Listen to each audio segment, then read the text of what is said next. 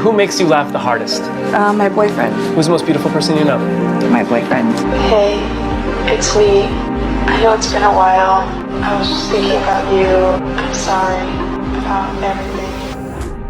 Рэп ба драм булангийн ээлж дугаараар уулзч байгаадаа та бүхэндээ маш их баяртай. Гэхдээ өнөөдрийн дугаар pop ба драм Weeknd. Pop, rap, R&B соёлын дууны мастер, хайр дурлалын хаан гэгдэг Weeknd-ийн эксүүд болон түүний дундүрэнсэн токсик түүхүүдийн талаар хэдүүлээ өнөөдөр задлан ярилцах болно. Түүний хөгжим, амьдрал хоёр нь хоорондоо салшгүй холбоотой гэгддэг. Харилцаанууд нь зөвхөн хайрын тухай биш, бас гуниг, уур, сэтгэлийн тэмцлийн талаар өгүүлдэг. За ингээд драмагаа эхэлцгээе. The Weeknd.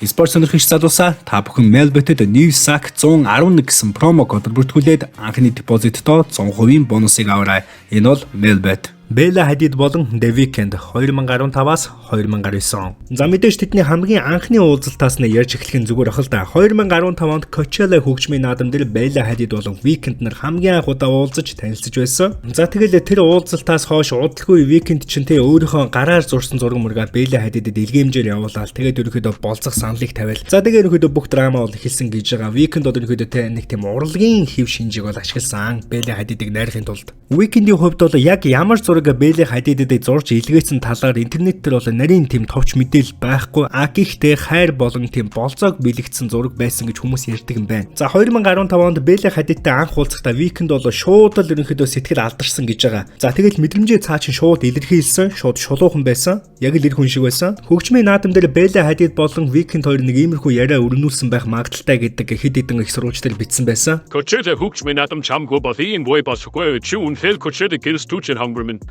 Баяр за чи ч самар орын агтчин тэгээ намайг ингэж хамар болмагтдаг хүнтэй танилцж байгаа би маш их баяртай байна. Тэгээ чиний дуунууд ч айгүй гоё шүү. За нэг иймэрхүү яриа бол өрнүүлсэн байх магадлалтай. Бас нэгэн сонирхолтой зүйл бол Weeknd нь Bella-тай уулзахаас өмнө түүний Instagram-ыг нь дагаад тэ зургуудыг нь аль хэдийн харж байсан гэж өөрөхдөө сүүлд нь илэрхийлсэн байдаг. Энэ нь мэдээж магадгүй Weeknd-ийн хувьд Bella Hadid-ыг аль хэдийн байндаа авчихсан байсан. Тэгээд аль хэдийн сонирхож байсан. Боломж гарч ирэхийг л үлээжсэн. Боломжоо сайн ашигласан. Bella-гийн хувьд бол яг ингээд харангуут тийм шийдэмгий байдал дуртай те эр хүний бол шууд тийм яах гадаг нь мэддэхгүй тэнийг аш дургу шулуухан зандан дуртай тийм эмэгтэй юм шиг байгаа. Мэдээж Weeknd-ийн хувьд тухайн үед бас дайжгүй суперстар болчихсон байсан учраас нэг зураг зурж явуулаад тэгээ болзон дурах санал тавьсан бүгд бүтсэн. За улмаар тэд 2015 онд харилцаагаа эхлүүлээд 2016 онд бол альбан ёсоор бол дэлхийн нийтэд батлагдсан байдаг. Энэ нь юу вэ гэхлээр 2016 оны Grammy-гийн улаан хевсний ёслол дээр хамтдаа алхсан Paparazzi бол ерөнхийдөө бол маш том шоуг нэтэрчсэн.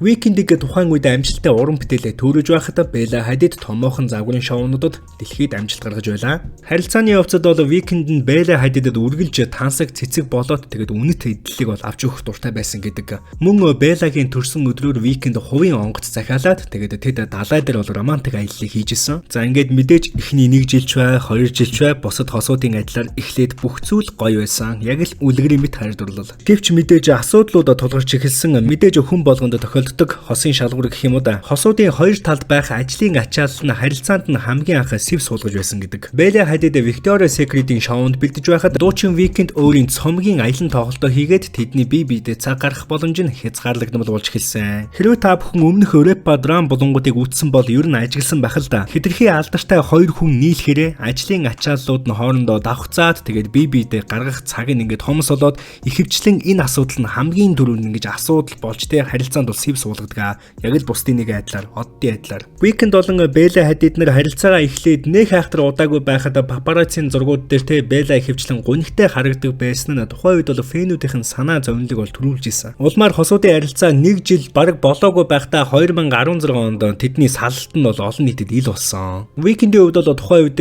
тэдний салалтын шалтгаан цагийн хуваар ажлын шахалт байсан гэж бол хэвлэл мэдээлэлд мэдэгдэжсэн. Гэсэн хэдий ч шүтэн бишрэгчт нь үүнийг өөр нэгэн нууц шалтгаантай гэж бол тухайн үед үзчихсэн. За яг ямар нууцлаг шалтгаан яриад байна вэ гэхлээр харилцан үйл ойлголцтой байсан л та. За зарим их сурвалжууд дээр бол тэдний харилцаа үе үе хурцтмал болдог байсан гэж мэдэгдсэн. Викиндийн бүтээлч хаалттай тал нь Беллагийн нээлттэй сэтгэл хөдлөлөө илэрхийлэх хэм маягт нь заримдаа зөрчил үүсгэдэг байсан, заримдаа ерөнхийдөө хосууд хэрэлддэг, маргалддаг байсан гэж бичсэн байсан. Харин нөгөө нэг шалтгаан нь Викинд болон Селена Гомезийн нөлөө. Хэдийгээр Викинд 2017 онд Селена Гомезтэй болцож эхэлсэн ч зарим шүтэн бишрэгчд нь тэдний харилцааны үндэс нь 2016 онд тавигдсан байж магадгүй гэдэг бол таамаглалыг дэвшүүлдэг. Энэ нь Беллагийн хувьд хүнд сэтгэл зүйн цохилт болсон байх магадлалтай. За тэгээд ерөнхийдөө Белла Хадидийн хувьд папараццтэй нэг тийм унжижсэн, маш их сэтгэл хөдлөл муутай нэг тиймэрхүү харагддаг байсан гэж байгаа. Викиндийн хувьд Белла Хадидаас 2016 оны сүүлээр салаад 2017 оны ихэнх гэхэд Селена Гомезтэй үргэлжсэн байсан. За энэ нь Викинд болон Белла Хадид нарын салсан шалтгаан нь Селена Гомез байх магадлалтай гэдэг онолыг улам бүр баталгаажуулж байгаа мэт. Мэдээж Викинд болон Селена Гомез нар яг адилхан салбарын адилхан мэдрэмжтэй хүмүүс.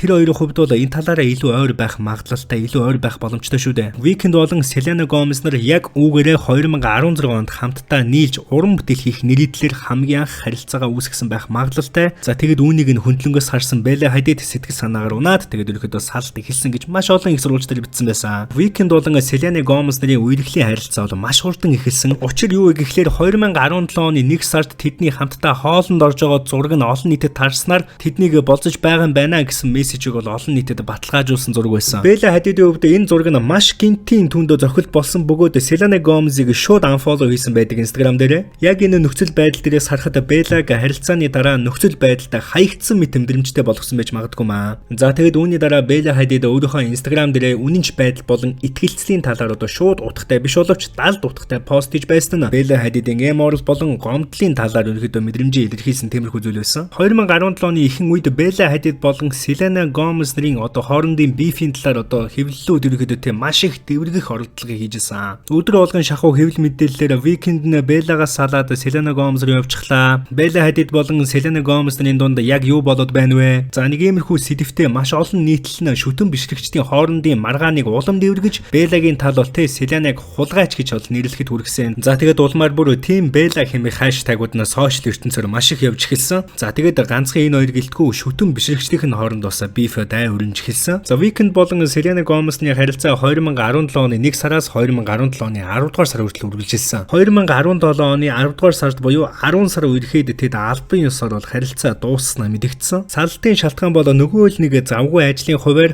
тэгэд бас Селенагийн эрүүл мэнд байсан гэж үздэг. За Викиндийн хувьд бол тухайн үед дэлхийн олон оронд аялан тоглолтоо хийгээд үргэлжлүүлж явж байсан бол Селена Гомез нь Холливуд дахь ажлаа бол үргэлжлүүлж хийжсэн. Үргэлж тустай байсан нь тэдний харилцаа хүндрэх гол шалтгаануудын нэг болсон. За энэ талаараа бол Селена Гомез өөрөө хэлэхдээ Тэр үнэхээр байхастай залуу. Би тэр харилцаа байцаанаас анжтай авчир шатахгүй байсаа. за хэмээн дурдсан байдаг. Өөр нэгэн том шалтгаан бол Селенагийн эрүүл мэнд байсан. 2017 оны зун Селена өөрийн эрүүл мэндийн асуудлын талаар бол дэлгэрэнгүй сэтгүүлчдэд ярьж биеийн байдал нь ноцтой байсны улмаас бөөр шилжүүлэн суулгах хагалгаа хийлгсэн байна. Энэ үеэр Селена Гомез маш их анхаарал халамж шаардсан The Weeknd-ийн замгүй хуваартай хашилсан байж магадгүй маа. Мэдээж эмэгтэй хүний хамгийн хэцүү, хамгийн эмзэг энэ үед эрэгтэй хүн одоо найз залуу хайртай хүн хажууд нь байхгүй бол маш одоо хэцүү санагдсан шүү дээ. Дараагийн нэгэн шалтгаан бол Селенагийн хуучин харилцаа Justin Bieber. Селена Гомез Weeknd-тэй үерхэж байхдаа ч Justin-тай нөхөрцөг харилцаагаа сэргээж олон нийтийн газар хамтдаа байх болсон нь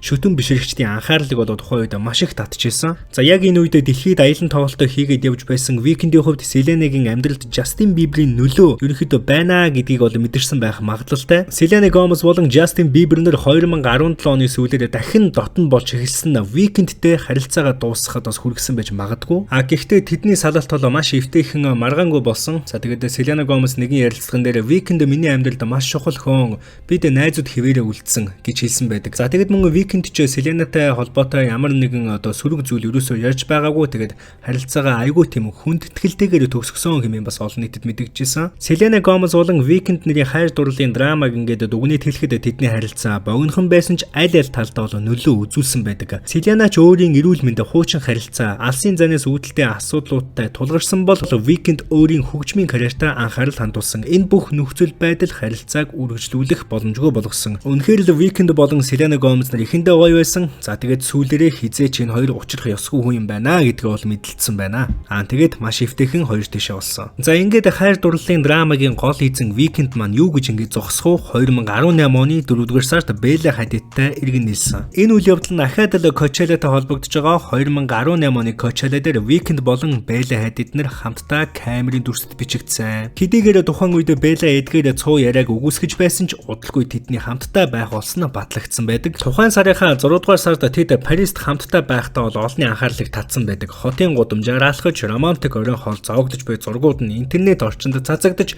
тэднийг албан ёсоор иргэн нийлсэн байна гэж бол баталгаажуулсан байдаг. Энэ удаад тэдний харилцаа илүү хувийн тогтвортой байхад бол анхаарлаа хандуулж исэн. За тэгэд ерөнхийдөө бол илүү бат бөх болж иргэн нийлсэн байдаг. Weeknd хүртэл өөрийн уран бүтээлдээ чинь талаар бол тусгасан байдаг. 2018 онд гаргасан My Dear Melancholy альбом дээр энэ цомогт Weeknd-ийн өмнөх харилцааны сэтгэл хөдлөл түүнээс үүдэлтэй өөрчлөлтүүдийг харуулсан дуунууд багцсан. Зарим хүмүүс түүнийг Беллатай харилцааг сэргээсэн сэтгэл хөдлөлийн хувьд асар чухал байсан гэж үздэг. Тэдний олон нийтэд үзүүлж байсан дүр зургууд нь илүү аз жаргалтай, илүү их уялдаатай, илүү тийм өөр байсныг нь бол фэнүүд нь бол тухайн үед мэдэрчээсэн юм байна. 2018 оны MTV Video Music Awards-д тэд хамтдаа улаан хивсний ёслолд оролцож илүү дотн болсон ерөнхийдөө бол харагдчихсан. Энэ үйл явдлын дараа фэнүүдийн дунд тэд үнэхээр төгс хос юмаа хэмээн хүртэл яриа бол гарч ирсэн. Мөн тухайн оныхоо Christmas-ийн баярыг хамтдаа тэмдэглэсэн, хамтдаа он гаргасан гэдэл ерөнхийдөө арай нэг өөр байсан.